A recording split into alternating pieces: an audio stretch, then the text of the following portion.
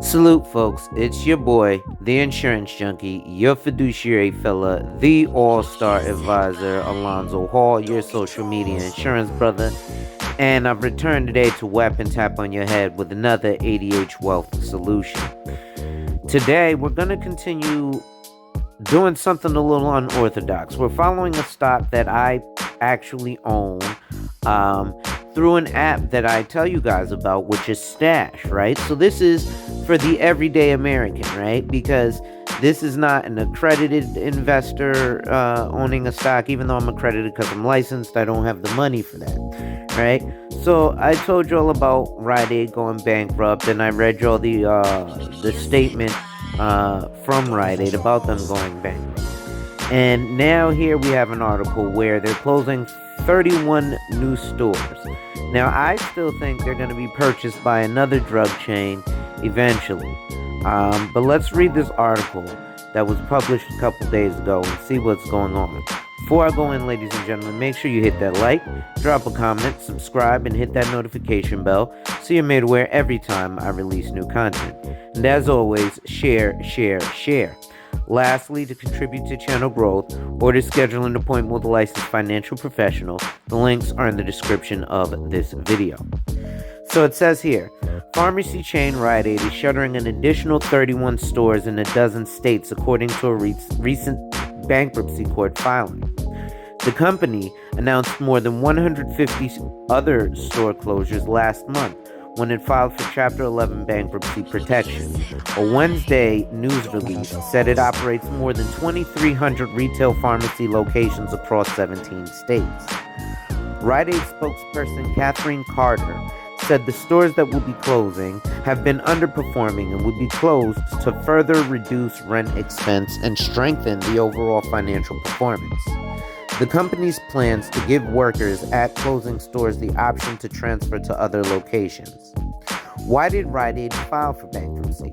Rite Aid, one of the largest pharmacy chains in the country, filed for bankruptcy in October as it faced slumping sales and more than 1,000 federal, state, and local lawsuits accusing it of fueling the opioid epidemic by illegally filling painkiller prescriptions.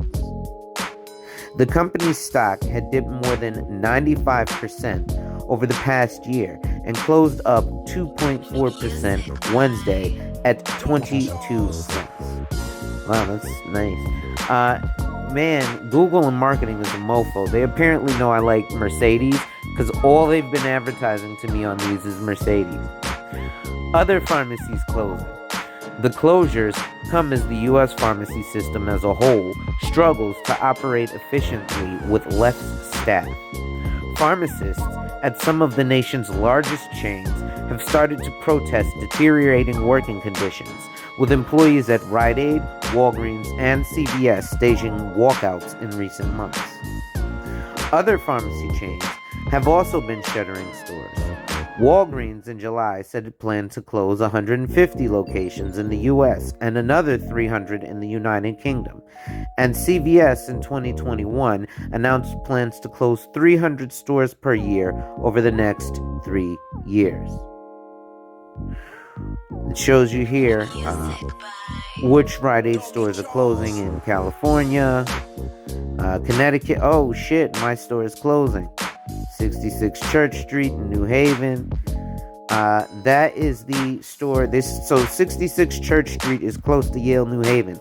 I literally can walk out of the back door of my apartment and in less than 5 minutes be at this pharmacy.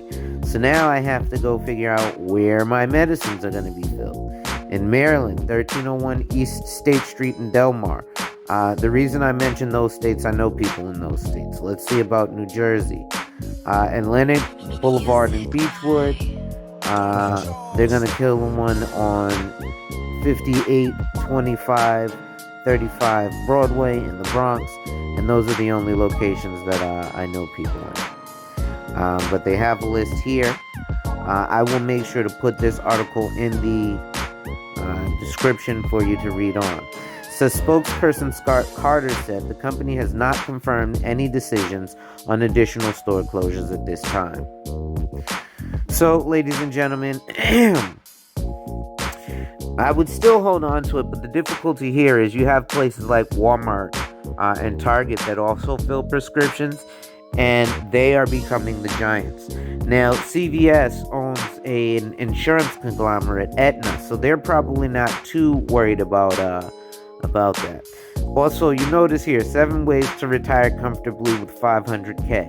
Your average American doesn't have that much in their retirement account, which is why things like these small investments are so important to the average American. Unfortunately, the average American probably has no business investing in these types of things because you can take a loss, and if you don't have $500K in your retirement account, I know people who are in their 60s who have less than $200K in their retirement account, and they worked for a company similar to Fisher Investments. They worked for Morgan Stanley for almost 30 years, and if they ain't got it, I know the average American who doesn't actually work with options, because this person worked on the options desk at Morgan Stanley for 30 years, and they happen to be related to me. So when I hear people talking about options, I get a little disturbed. At any rate, that person doesn't have $250,000 in their retirement, and they worked at Morgan Stanley for 30 plus years. Lehman Brothers prior to that. So this is not a person who doesn't have financial services or financial industry education or knowledge and doesn't have financial literacy. At any rate, ladies and gentlemen, it's your boy, the insurance junkie, your fiduciary fella, the all-star advisor Alonzo Hall, your social media insurance brother, and I've just wept and tapped on your head with another ADH Wealth Solution. Make sure you hit that like, drop a comment, subscribe, and hit that notification bell so you're made aware every time I release new content. And as always, share, share, share. Lastly, to contribute to channel growth or to schedule an appointment with a licensed financial professional, the links are in the description of this video. With that being said, wipe ass, ladies and gentlemen. Work in progress every day and see success. And remember, folks, when people challenge you, they don't challenge you to challenge you, but they challenge you to challenge you. Accept the challenge. Salute.